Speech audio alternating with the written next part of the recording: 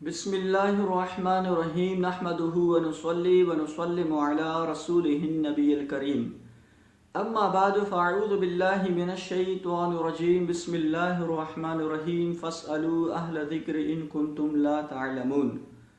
नमाज के मसाइल में से एक निहायत ही अहम मसला है और अक्सर लोग पूछते भी हैं और मेरे ख्याल में अक्सर लोग यही गलती भी कर लेते हैं।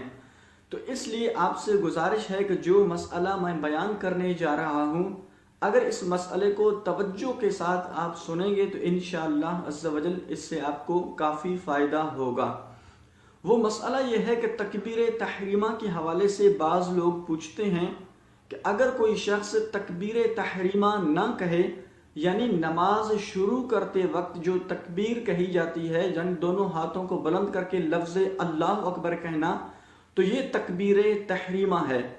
तो इस सूरत में अगर कोई शख्स तकबीर तहरीमा ना कहे बल्कि हाथों को ऊपर करके उसके बाद बांध ले, तो इस सूरत में उसकी नमाज होगी या नहीं होगी। देखिए, तकबीर तहरीमा जो है, नमाज शुरू करते वक्त जो हम लफ्ज़ अल्लाह अकबर की अदायगी करते हैं, ये नमाज के शराइत में से एक शर्त भी है और नमाज के फ़राइज़ में से एक फ़र्ज़ भी है।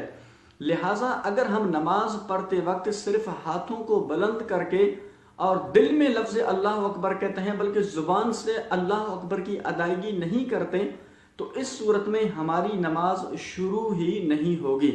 तो अक्सर लोग जो हैं सिर्फ उनके होंठ हिल जाते हैं या फिर दिल के अंदर अल्लाह अकबर कहकर हाथों को बुलंद करके उसके बाद बांध लेते हैं, तो इस सूरत में उनकी नमाज शुरू ही नहीं होगी। लिहाजा आपसे गुजारिश है कि आप जब भी नमाज शुरू कर दें तो इस सूरत में आप तकबीर तहरीमा यानी लफ्ज़ अल्लाह अकबर की अदायगी इतनी आवाज़ में करें कि कम अज़ कम आपके अपने कान खुद सुन सकें। अगर आप बग़ैर तकबीर तहरीमा कहे सिर्फ हाथों को बुलंद करके उसके बाद बांध लेंगे और फिर सना वगैरह शुरू कर देंगे, तो इस सूरत में आपकी नमाज नहीं होगी। लेकिन इसके अलावा मिसाल के तौर पर रुकू की जो तकबीर है, रुकू में जाते वक्त हम लफ्ज़ अल्लाह अकबर कहेंगे, इसी तरह सजदे में जाते वक्त लफ्ज़ अल्लाह अकबर कहेंगे, तो इन तकबीरों को तकबीर इंतकालात कहा जाता है। तो यहाँ पर इन तकबीरों का कहना जो है ये सुन्नत मुबारक है। अगर कोई शख्स इन तकबीरों को कहे बग़ैर भी रुकू में चला जाए, सजदे में चला जाए, तब भी इस सूरत में उनकी नमाज हो जाएगी, क्योंकि ये सुन्नत मुबारक है। लेकिन कोशिश करें कि इन सुन्नतों पर भी अमल करें, रुकू में चले जाएं, इसी तरह सजदे में भी जाएं तो लफ्ज़ अल्लाह अकबर कहें। लेकिन यहाँ जो है इन तकबीरों को आप नहीं कहेंगे तो इस सूरत में आपकी नमाज हो जाएगी। लेकिन नमाज शुरू करते वक्त जब हम लफ्ज़ अल्लाह अकबर कहेंगे, यानी ये तकबीर तहरीमा, अगर इस तकबीर तहरीमा की अदायगी हम इतनी आवाज़ में नहीं करेंगे कि हमारे अपने कान भी खुद सुन सकें, तो इस सूरत में हमारी नमाज शुरू ही नहीं होगी।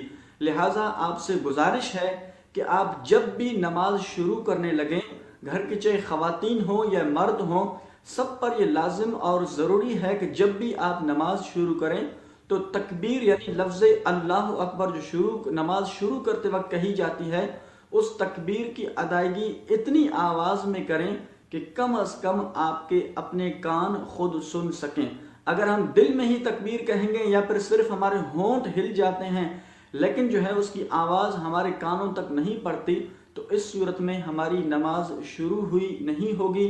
अल्लाह करीम जल्ल जलालहू हम सबको अमल की तौफीक अता फरमाए।